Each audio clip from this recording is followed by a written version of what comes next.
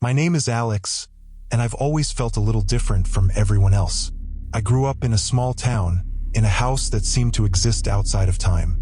The furniture was outdated, the wallpaper faded, and there were these strange symbols painted on the walls in every room. My parents, well, they were off. They were loving in their own way, but they were distant and secretive. They homeschooled me, and I never really interacted with other kids. One day, while exploring the attic, I stumbled upon a dusty trunk. Inside, I found a box of old home movies. As I threaded the first film into the projector, a shiver ran down my spine. The grainy black and white images flickered to life, showing a young couple, a man and a woman with kind eyes and warm smiles.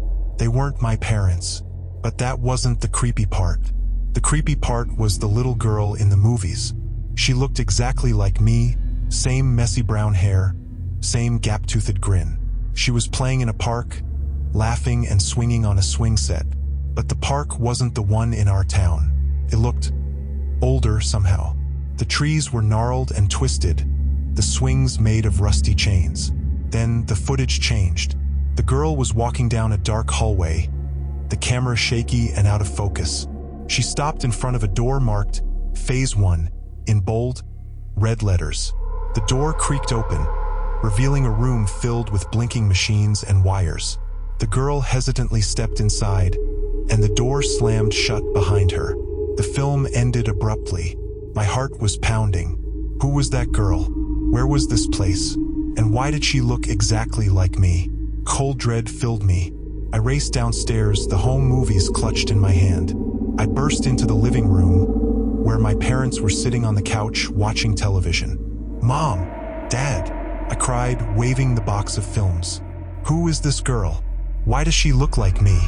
My parents exchanged a tense glance. Then my mother slowly reached out and took the box from me.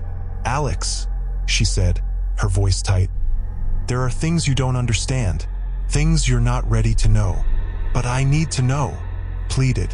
"Who am I? Where do I come from?" My father sighed. He looked at me with a strange mixture of sadness and fear in his eyes. "Alex," he said, "you weren't born, you were created." The room seemed to spin. My breath caught in my throat. Created? What did that even mean? Before I could ask another question, the lights flickered and went out. The house plunged into darkness. I heard a faint whirring sound coming from upstairs. Grabbing a flashlight, I raced up the stairs, my heart pounding in my chest. The sound was coming from the attic. I threw open the attic door and gasped. The trunk was open. The box of home movies was gone. And in the center of the room, a new door had materialized. It was made of cold, black metal, and it was marked with the same symbol I'd seen on the walls. The symbol that looked suspiciously like a double helix. The door creaked open a fraction of an inch. A sliver of light emanated from within, casting an eerie glow on the dusty floorboards. A voice echoed from the darkness, a voice that sounded vaguely familiar, yet utterly alien. "Phase 2 is complete," it rasped. "Welcome home, Alex." I stumbled back, my scream dying in my throat. The door swung wide open, revealing a nightmarish scene beyond.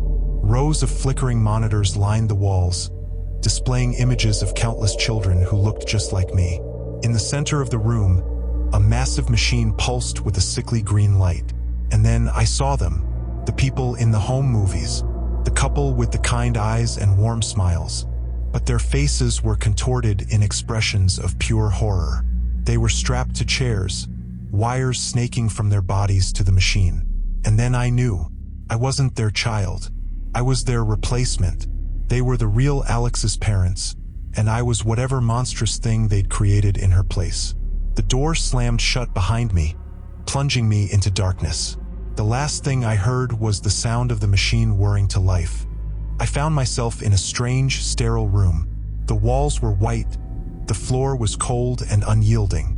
A single, bright light hung from the ceiling, illuminating a small metal table in the center of the room. On the table, a single vial of clear liquid sat, pulsating with an eerie, otherworldly glow. A voice, cold and robotic, echoed through the room. "Subject 237, You are now in phase 2 of your evolution. The serum on the table will enhance your abilities and prepare you for your role. My heart pounded in my chest. I knew what this meant. They were going to turn me into something else, something monstrous. But I had no choice. I was trapped here, a prisoner in their twisted experiment. Hesitantly, I reached out and took the vial. The liquid was warm and viscous, and it tasted like burning metal. As I swallowed it, a wave of nausea washed over me. I felt my body changing, my muscles growing stronger, my senses sharpening. When the nausea subsided, I looked down at my hands. They were no longer human. They were long, slender, and pale with razor-sharp claws. I flexed my fingers, and a shiver ran down my spine. A door at the far end of the room creaked open. A figure stepped out, cloaked in shadow. As it approached, I could make out its shape. It was tall and slender, with glowing red eyes and a long serpentine tail. "Welcome to your new existence. Subject 237. The creature hissed. "You are now one of us." I looked up at the creature, my heart filled with fear and dread. I was no longer human. I was a monster created by mad scientists in a hidden laboratory, and I had no idea what horrors awaited me. The creature that had introduced itself as my creator led me through a labyrinth of dark, winding corridors. The walls were lined with strange symbols and diagrams, and the air was thick with the scent of ozone. We eventually arrived at a massive circular chamber. The walls of the chamber were covered in screens, each displaying a different image. Some showed distant planets, while others depicted strange, alien creatures. In the center of the chamber, a colossal machine hummed with a low, menacing growl. "This is the heart of our operation," the creature said, its voice echoing through the chamber. "Here we study the universe and the creatures that inhabit it. And here we create." I shuddered. I knew what he meant. They were creating monsters, beings that were half human, half alien. And I was one of them. The creature led me to a small, glass-enclosed room. Inside, a young girl was sitting at a table, drawing. She looked up as we entered, her eyes wide with fear. "This is Subject 238, the creature said. "She is your sister." My heart ached. The girl looked so young, so innocent. How could they do this to her? The creature approached the girl and placed a hand on her shoulder. The girl flinched, but she didn't cry. She just stared at me with a look of pure terror in her eyes. "You will be together now," the creature said. "You will learn from each other, grow together, and eventually, you will serve together." I wanted to scream. I wanted to tell the girl to run, to escape. But I knew it was hopeless. They had us trapped. The creature turned to me. "It is time for you to learn your true purpose. Subject 237. Follow me." I followed the creature out of the room, my heart heavy with dread. I knew what was coming.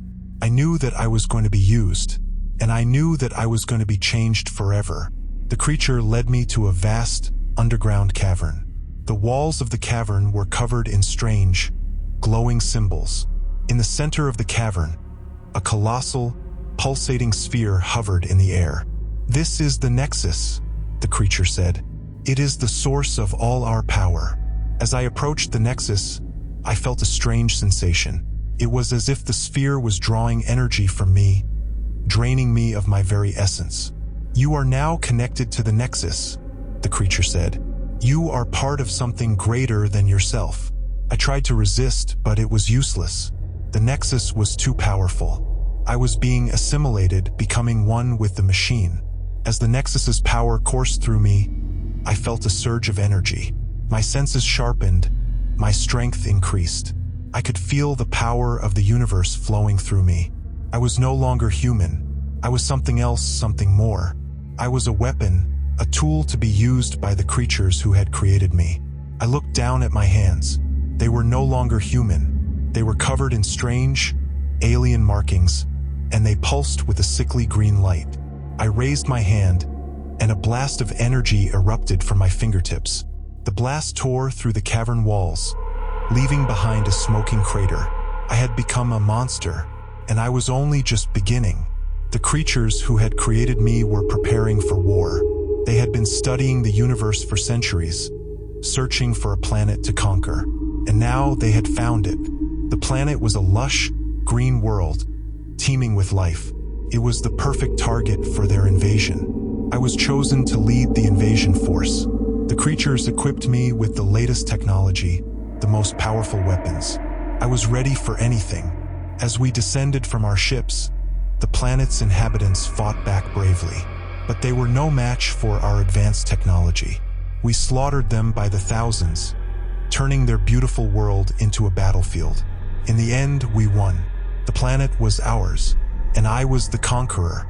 But as I stood on the ruins of the planet's cities, I felt a strange emptiness. I had achieved everything I had ever wanted, but it wasn't enough. I was still a monster, a creature of darkness. I turned to the sky, and I saw the stars. They seemed so distant, so cold. I realized that I would never be truly happy. I was doomed to wander the universe, a lonely, terrifying creature. And so, I left the conquered planet behind. I boarded a ship and set course for the unknown. I would wander the cosmos, searching for a place where I could belong.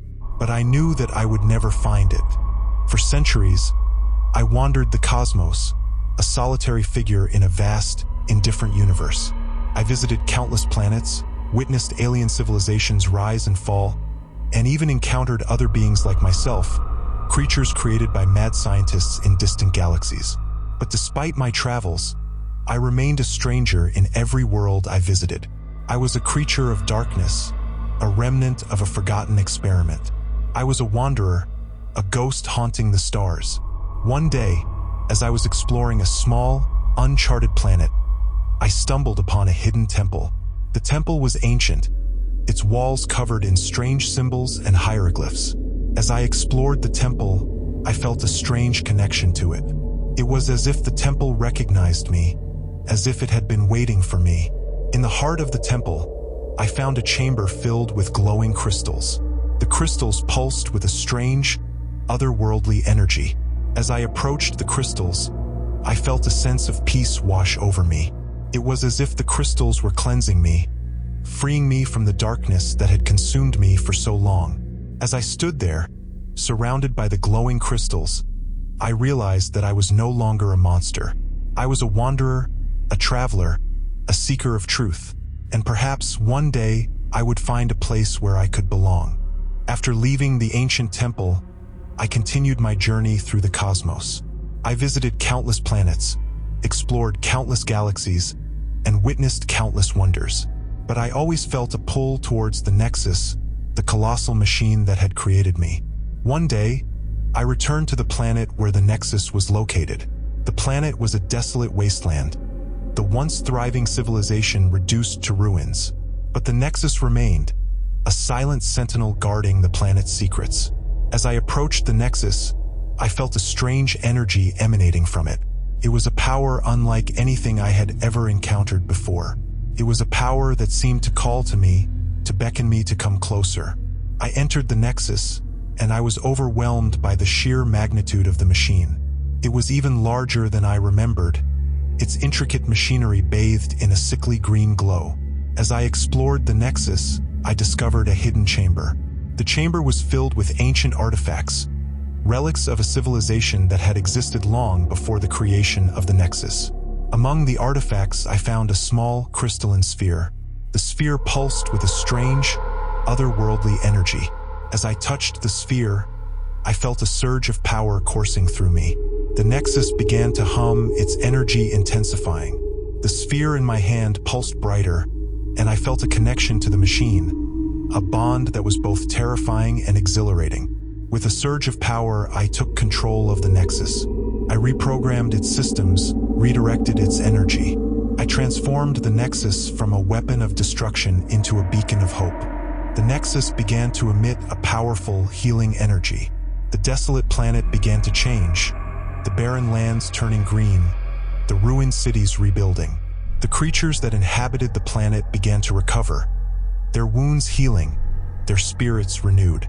I had become the Nexus's guardian, its protector. I had redeemed the machine that had created me, turning it into a force for good. But my work was not yet finished. I knew that there were other Nexus machines scattered throughout the universe, machines that were still being used for evil. I would find them, I would liberate them, and I would turn them into beacons of hope, just like the one I had saved. And so, I set out once more, my journey far from over. For I was no longer a wanderer, a ghost haunting the stars. I was a guardian, a protector, a beacon of hope in a universe filled with darkness.